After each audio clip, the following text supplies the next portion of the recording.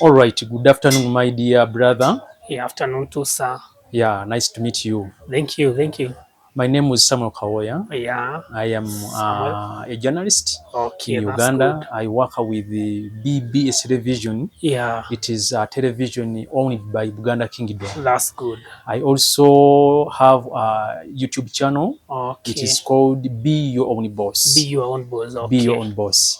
You okay. may also find me on TikTok. Yeah, Now I'm here in Kenya. okay. At this farm, Yeah, mainly we are going to tackle feeding. okay, okay, Feeding of a dairy cow, a okay. calf, Yeah, okay. a heifer, Yeah, yeah, a mature yeah. dairy cow. The Okay, feeding section of yeah. a dairy cow. I'm here for that. Okay, thank you. Yeah, May you please introduce yourself yeah. so that the viewers may understand the Okay, person yeah, who is talking to yeah. them. Hello viewers and hello farmers. I'm Monene Ben from Kenya, a place called Githunguri, a county called Kiambu, a young farmer, and I do invite you, welcome you here. We learn together. We are young farmers, and we would also like to share the knowledge that we have with you farmers from Uganda and all over and in your, so that we can promote one another. So that tomorrow I want to find you being a great farmer. So welcome so much. Okay, I'm here for that. I'm ready to answer all your questions and welcome. okay. Thank you so much. You Thank said you. that you are a younger farmer. Yeah. How old are you and how many animals do you have? For now, we are doing around here we are doing around 40 dairy cows, both in-calf heifers and some which are boarding heifers, which are almost to be served. And sometimes you do have milkers because some of them do calve down. So we have good number. And looking at the space, hope you came earlier. You have seen our space, the way our space is so minimal. So we are trying to make use of this space, and we are trying to make sure we keep as many cows as possible, because what we are doing what we call agribusiness.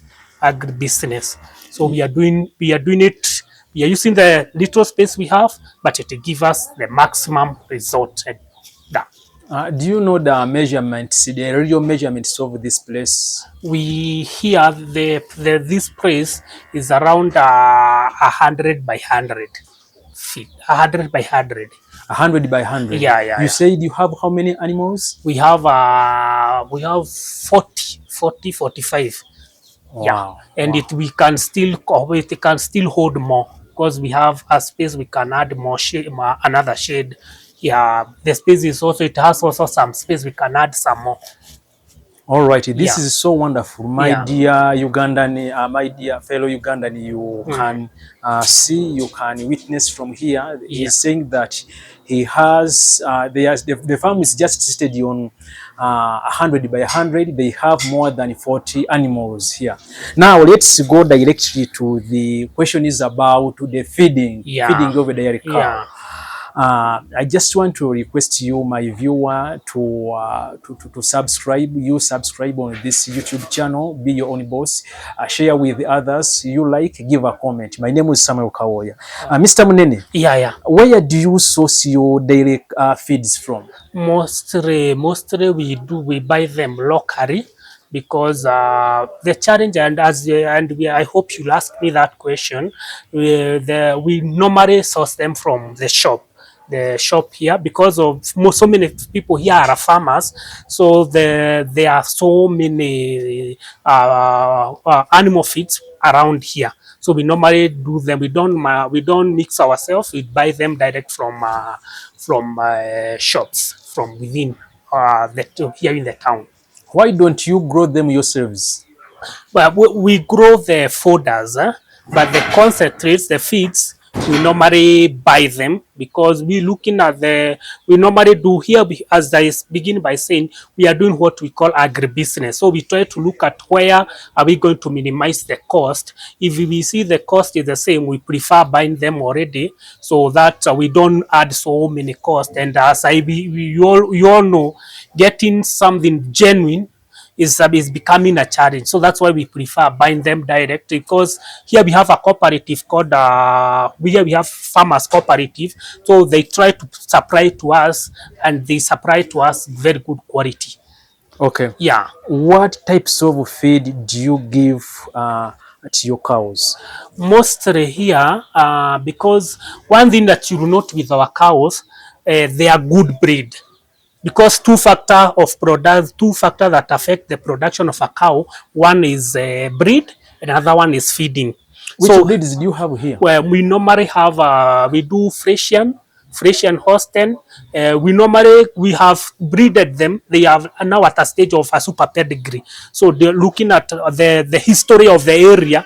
We have done dairy farming for almost 60 years. So that breeding has made us to have very best breed. So even when it comes to feeding them, it become very easy for us to feed them, because already they are good breed. So we normally use the dairy meal.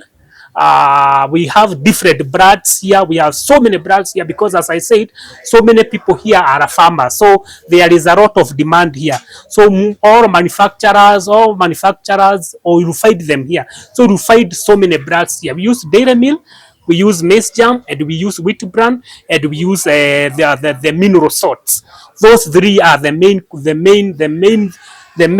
feeds that we use. And finally, we use a fodder called napier grass, and we mix it with the hay. Hope you to show your viewers how we normally cut our napier grass. We try as much as possible to do the cost of feeding to be as low as possible, because we are in business. We want to make profit out of it. So we don't give our cows so many concentrate and so many feeds, which by the end of the day, if you do your calculation, you find you are doing nothing. So we try to minimize as much as possible the cost of production, because as I told you, the two factors that affect the production is the breed and the feed. So if you have a good breed, it will not be so complicated in feeding that breed. You don't feed silage here? Here in our farm, for now, we are not feeding the silage, but we do it when there is a lot of plenty of feeds or fodders. We normally store them, because for the future, when there is plenty, we store them. For when they will be scarce, we use them. But for now, we don't have silage for now. What about hay? Here we mix with the napier. We mix napier and the hay, because we want to balance the dry matter in our fodder. So when we use hay to balance the quality of dry matter in our fodder. As you have seen, we cut napier directly from the farm, because it's so wet. We prefer mixing with hay. I've seen pineapple peelings. Yeah. What is it used here? Yeah, but mostly for heifers, because maintaining a heifer, heifer, you are not milking this cow, so it is not giving you anything for now, and you want to maintain the good health. As you have seen, it is very clean, very healthy. Because you want to maintain that, and you want to lower the cost of production, we check and we see these pineapples peelings, by product of pineapples, is very cheap, and by the end of the day, it is minimizing the cost of feeds. So we use it as a way of minimizing the cost of feed, and because we don't have silage, it also replace the silage. That's why, but we don't normally use them in cows that we are milking in milkers, because in milkers, what they does, they are addictive. So the moment there will be no supply, they will reduce in production. But in heifers, they have no problem. If they are not, they will be okay. You will only add the quantity of the feeds that you are giving. But if they are available, you lower the quantity. Where do you get these pineapple peelings in plenty? Yeah. We have a factory here it's called the Remonte. So when they produce the juice, that byproduct, there are people who supply to us. but it is not that available. It is often, if you get it now, within 2 months, it is not available. So we use it when it is available. That's why we don't use it in mucus, because mucus it is addictive to them. So by the moment it will not be available, the production goes down. So that's why we normally prefer to use them. Like these breeding heifers, we have bought it for purposely for those breeding heifers. Okay, thank you so much, Mr. Munene. Thank you. The other question is about feeding schedule. Yeah. How often do you feed your cows, and at what times of the day? Yeah, mostly we feed them twice per day. We normally, when at 6 and at 6. That is 6 in the morning. 6 in the morning and 6 in the afternoon. We normally feed them twice. Okay. Yeah. Thank you so much. And another question is about water access. How do you ensure your cows have access to clean water? Yeah, that's very, very important factors. As we are going to, I hope you are going to show your viewers how our water is clean. It's such that you can go there and drink it. Sure. Contrary to when I visit some farmers, they don't. What we do, we have a borehole here, which supply water throughout, because by the moment you lack water, and this cow Mr. Munene, yeah, you mean you have a water source here at the farm? Yeah, here in the farm. We don't get it anywhere else. But when sometimes it has issues, we have a river here, down here. So we normally pump that water, it get to the farm. So because if we lack water here, and you see the way we want to maintain cleanliness. We maintain cleanliness in our cows 24/7. That is not hygiene in our cows. That is not something to discuss.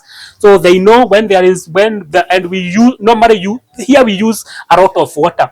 For mucus, a mucus require almost around 100 to 120 liters per day. So that is one cow. So you can imagine if you have 20 mucus, that is a lot of water. So we normally have a good borehole here in the farm that supply water here in our cows. It makes sure the water is throughout. There is no time you wake up in the morning and you find there is no water. Okay, thank you so much, Mr. Munene. Another question is about nutrition management. Yeah. How do you manage your cows' nutritional needs, especially during lactation or dry periods? Yeah. And I think you need to pay attention here, farmers, especially those who have already established and those who want to get to the dairy farming. You need to understand. One thing, that the feeding and the feeding of your cows is very, very much important. How you feed them, how you maintain that the nutrients that you give your cows are well balanced. So Mr. Samuel, yes, we make sure that the feed that we are giving our cows are well tested in all government agencies, making sure that it is of good quality. So we have 3 stages. Of a dairy cow. The first stage is when that cow is a calf, and that is a very delicate stage, because this cow, if it was not maintained well and if it was not fed well when it was a calf, then you cannot find such a cow. So from stage 1, what we do when a cow calf immediately, that calf, we make sure we give that cow milk for 3 good months. 2 liters 3 times in a day. That means we give it 6 liters per day. Okay. 6 liters per day. And as it gets 6 liters for a calf, for good 3 months. Okay. And they even, when the milk is pretty, we even give 80 liters, because that is a foundation. Isn't that bad? 80 liters? Yeah, that is a foundation. And if you don't check the foundation, the good producer of tomorrow is gotten when when you feed well this calf that has calf today. Because we believe when we have a good calf, it will do better than the mother. That is where most farmers fail, because you find yourself, you have a calf that is 5 months, but it look like it is 2 days old. So here we normally do that. So that stage is very critical on how you feed your calf for it to get to, we serve our calf here, we serve our cows here when they are 12 months. So to maintain that stage and to make sure they have the right weight, the right height, we feed them. We start from the foundation. So when we feed that cow 6 liters, 3 months, and almost after 2 months, within a month, we start giving calf pellets. Calf pellets slowly by slowly. Within, when it is getting to the 3rd month, we start giving a lot of proteins. The feeds that contains proteins, and within the 2 months and 3 months, we give dry matters. What are some of those feeds that contain proteins? Yeah, there are things like coconut, canola. There are those feeds that are a good source of proteins. Aren't they so expensive? Yeah, I'm telling you, if you don't invest on a foundation, then don't expect to have a good cow tomorrow. You always be complaining, my cow is not producing, my cow is 2 years, it is not on heat. Those are the complaints that you will get if you don't invest when a cow is a calf. So that's why you see, even right now, this cow, they are so big, but they consume little because the foundation was right. That's where most of farmers fail. So when it is 12 months, and when it is 12 months, it is ready to be served. So when it is being served, that's when it is in calf, like this one in calf heifers. We normally feed them the way you are seeing. We normally give them Napier grass, maize germ, and wheat bran. From when they are 3 months in calf to 6 months in calf, we start giving them daily meal when they are 7 months. That is a stage called the steaming stage. When a cow gets to a steaming stage, and that is also another critical stage, where I have talked of 2 critical stage: when a cow is a calf, and when it is steaming. Because steaming is preparing this cow to produce. You don't prepare a cow to produce when it has already calved down. You prepare it before it calves down. So this preparation of a cow, we feed it well.